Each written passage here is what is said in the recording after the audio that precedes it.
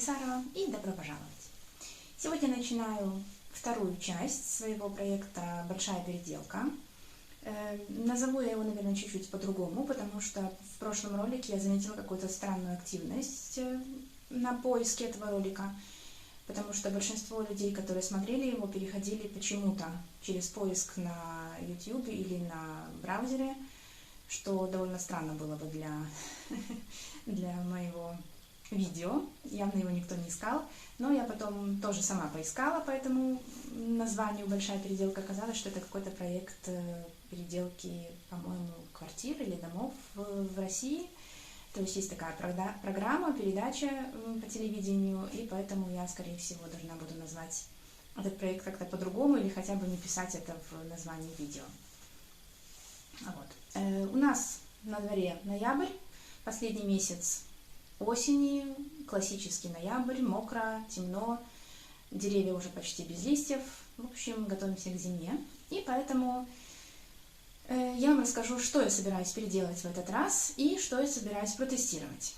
А в этот раз я собираюсь переделывать шапочку, вот такую вот шапочку. Вот, связана она из пряжи Drops Cotton Merino, это 50% хлопок, 50% мериносовая шерсть.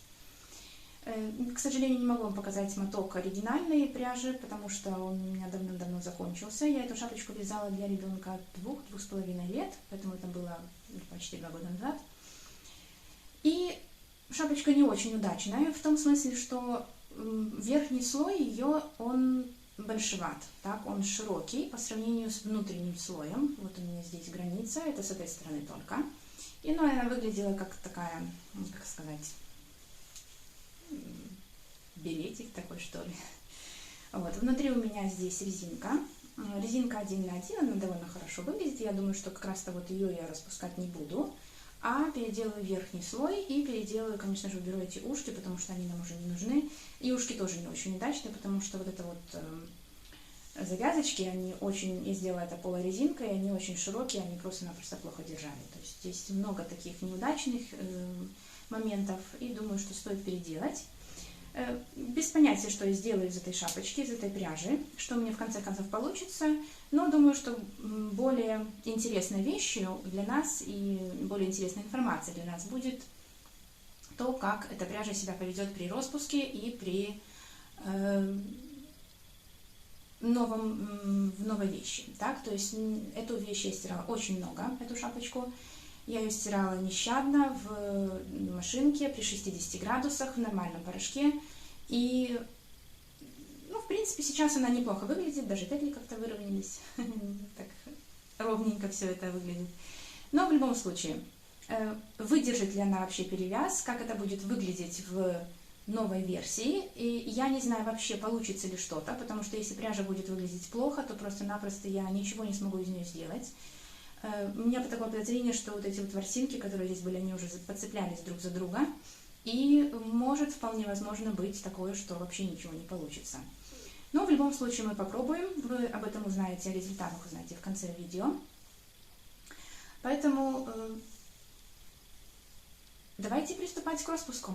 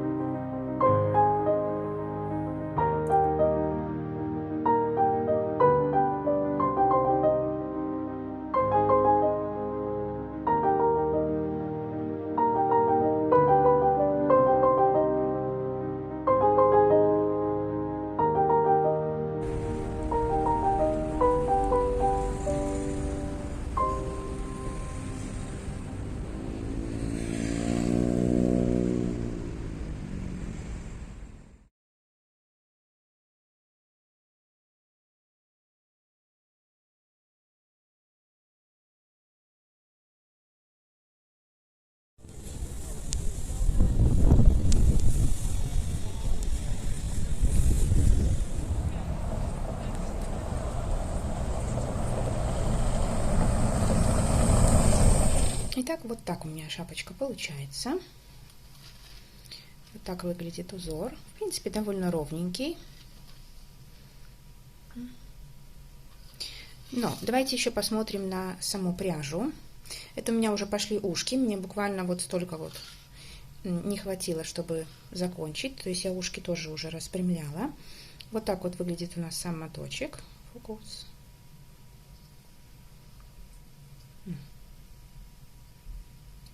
Вот он. И вот так вот выглядит ниточка. Наверное, уберу это, потому что фокус не наводится совсем. Вот.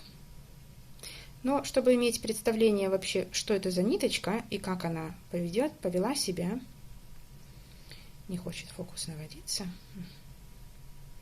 Давайте я вам покажу, у меня есть еще кусочек оригинальной ниточки. Я вообще не знаю, откуда он у меня остался, но он у меня есть. Смотрите, во-первых, изменился цвет, правда? Изменилась толщина сама нити и характеристики нити. То есть где-то ниточка, она такая вот пружинистая. Это уже, но она не очень пружинистая. Напомню, что я стирала это в 60 градусах в машинке, то есть как обыкновенную вещь. Я не особо заботилась о сохранности этой ниточки, поэтому она вот так вот выглядит. Но даже несмотря на такую консервацию, она все равно довольно прочная. И я, честно говоря, не думала, что вообще что-то получится, потому что я думала, что шерстинки, они между собой скреплятся, и ничего нельзя уже будет сделать. И она, когда распустится, то просто ни для чего уже не будет подходить. Но, несмотря на это, вот шапочка у меня получается, вяжется. В принципе, резинка тут функциональная, как видите. Да, она жестковатая, конечно, из-за хлопка. Хлопок все-таки стал жестким после такой стирки в такой высокой температуре. Но все равно, то есть она более-менее еще может носиться. Для сравнения, я тут распускаю еще одну вещь, тоже из Cotton Merino. Но я ее стирала руками из-за вот этого вот шнурочка, который из Drops Flora, по-моему, связан. Конечно же, я не могу это стирать в машинке в высокой температуре. И вот у меня моточек. Я его еще не выпрямляла. Моточек. Наведется, фокус нет. Вот он так выглядит. Ниточка. Она более мягкая, то есть это даже чувствуется.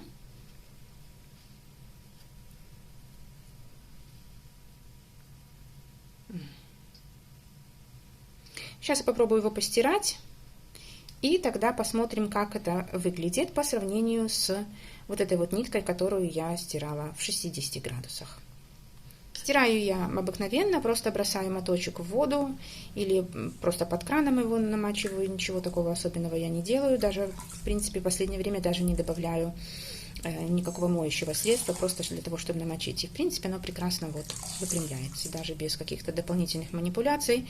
Конечно же, потом я это развешиваю на сушилке, чтобы оно высохло, и буквально пару часов она уже сухая, эта ниточка, и готова к дальнейшей обработке.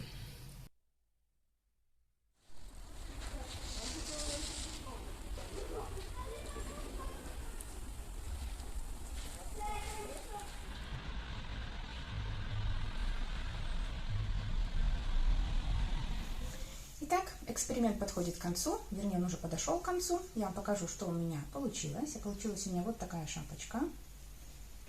Вот, тут у меня шовчик такой вышел. Сейчас вам покажу.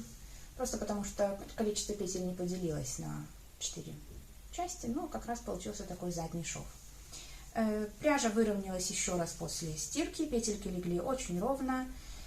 И вы знаете, я довольна результатом, потому что я не ожидала, что такое будет. Посмотрите. Эту часть я не распускала, она так и осталась, изменила только верхнюю. Вот такой подгиб, если вам интересно, у меня есть мастер-класс отдельный, как его сделать, фиксированный такой. Я вам оставлю, можете пойти посмотреть, если интересно. И такой вот кусочек у меня остался. Не знаю, здесь, наверное, грамм 10. Шапочка нам впритык. Не знаю, будем доносить мы ее весной. Может, уже маленькая будет, но на большую шапочку мне бы и так не хватило пряжи. В общем, пряжа очень достойная, очень всем советую. Ничего ее не взяло, несмотря на многократную стирку в очень высокой температуре, абсолютно не так, как рекомендует производитель, но она осталась функциональная, резинка функциональная, все хорошо держит. Я вам еще такую расскажу историю про эту пряжу. Когда я вязала снуд, у меня остался маленький кусочек этой пряжи, и ее нашел Ян, и он решил обмотать свой гараж, как будто бы гараж поломан, и лентой он обнесен. Он повторял это действие на протяжении многих дней, раз, наверное, 50. Я, конечно, после этого все это разматывала, и ничего этой пряжи не стало. Она нигде абсолютно не порвалась, она нигде абсолютно не распушилась, ничего абсолютно с ней не случилось. Я, конечно, выбросила тот моток, потому что мне надоело это все раскручивать и распутывать, я просто все порезала и выбросила. Но, как я уже сказала, пряжа очень-очень крепкая. Так что если вы что-то из нее свяжете и будете правильно ее стирать, правильно ее хранить, то это изделие действительно послужит вам очень долго.